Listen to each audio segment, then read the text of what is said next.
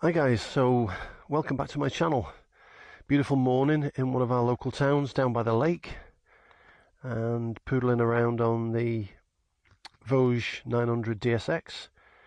And what I wanted to do in this video, and what I'll do later on in this video I'll talk about, is the elephant in the room with this particular motorcycle.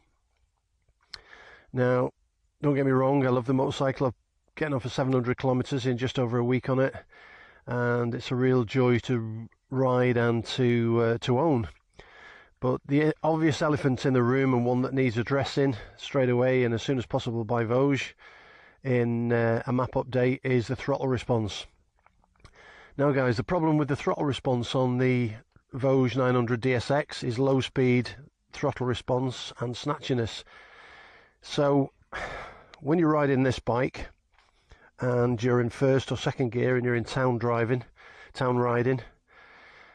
the problem is when you've got low speed snatch on the throttle is that you tend to ride the clutch. So if you're starting off for fear of a stall or anything like that with a heavy bike, especially if you're on a slight turn or you're on a slight camber, you're going to ride the clutch somewhat if there's a bit of bad throttle response or jerkiness in the throttle. Another problem you find with poor throttle response at low speeds, or poor mapping I should say, is whenever you're coming to a slow speed turn, a slow speed bend, or a slow speed maneuver, instinctively you're going to pull the clutch in and roll the bike to get smoothness on that curve, and then you're losing the traction of the engine as you enter the curve. You need to let the clutch off and give it a rev, and again you're going to get some clutch ride again. So it's a major issue. It's the one bugbear that I've got with the bike. I can live with the clunky gearbox. That's pretty much the same with the F850 GS BMW. From all the forums I've been on and had a look at, it doesn't seem to be any difference in the way the F850 rides, engine note, gearbox, etc. But the mapping is a problem on this particular bike. And to be honest, on regular forums that I've seen for CF Moto as well, on the 800 CF Moto, also with that particular bike there's problems as well, and they've had a remap on that that's ironed it out somewhat. Now a few people have said that the problem now is with the Euro 5, since Euro 4, Euro 5, with the fueling and the mapping to keep emissions down, that is part and parcel of the problem, but I'm not 100% sure on that. So what we'll do now, guys, we'll go on a ride. We've got a short section by the lake here that's not paved. You can see it's a rough section, a few potholes, and I'll also talk a bit about riding in rough sections like this in enduro mode with the throttle response. Once you're over 3,000 revs, the throttle response is fine. The bike loves to be over 3,000 revs and above. I think that's where the mapping is designed to be its best, for low down torque and more power in that range. But like I say, the low speed throttle response needs correcting. So guys, we're off on this fairly rough gravelly section, and we're in first gear. And you can see rolling off the throttle and on the throttle is not as smooth as a lot of bikes. I mean, the problem is you stand up and you're in the standing position, you've got large ruts and potholes, which aren't a problem, but as you're easing off on the throttle and throttling back on, you get in a snatch on the throttle as you go back onto the throttle. Now, you can get around it, you can ride to suit the throttle response, that's not the problem. We've all got the skills to get over that. It's just the pure enjoyment of riding when you've got poor throttle response. Now we're on to asphalt, and we're in second gear, and I'll just poodle it along, and you can, I don't know whether you can feel that now, but there's a definite poor throttle. If I let the throttle off just a tiny bit, I'm not exaggerating on that, I'm doing it purposely, that's just a tiny bit of throttle on and off. So the problem you've got, I'm at 2,500 revs now. As soon as you get a little bit higher in the rev range, it irons itself out a bit. And what I said previously, what you find yourself doing, you tend to put in a higher gear so it either bobbles, which is no good for the engine. That will give you a bit more movement in the engine because you've got a lot more free movement. So if you're doing 2,500 revs in third, you're not going to get as much throttle jerk on that because the engine's bobbling along. That's a lot smoother, but again, if I throttle off slightly and on, there's a definite jerk on and off. So it's very noticeable. And again, mainly for you guys who do commuting and town riding on this, this particular bike is trying to impress in all areas, and it's average in all areas, but I would say average to good in all areas, apart from this throttle response. I mean, off-road it feels secure, it feels safe, it feels planted on the tarmac, on bends. It's just the throttle response that needs ironing out. So guys, there's not a lot more I can say on this subject apart from making you aware that if you're buying this particular bike at this moment in time with the current mapping that's on the bike, there is a bit of a throttle issue. And like I say, it does then get you using the clutch more than you should be using it, and occasionally coasting when you should have the clutch out.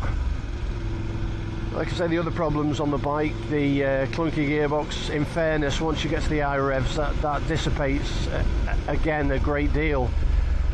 So again, another thing that's down to low speed handling. I mean, I'm in third now and I've just throttled off to go over these bumps. Put it down into second, I'm throttling on, and the response, throttle off, throttle on, there's a definite jerk on and off the throttle. Even though there's not a lot of engine braking on this, the throttle off response is quite noticeable. It just really just cut the engine off totally.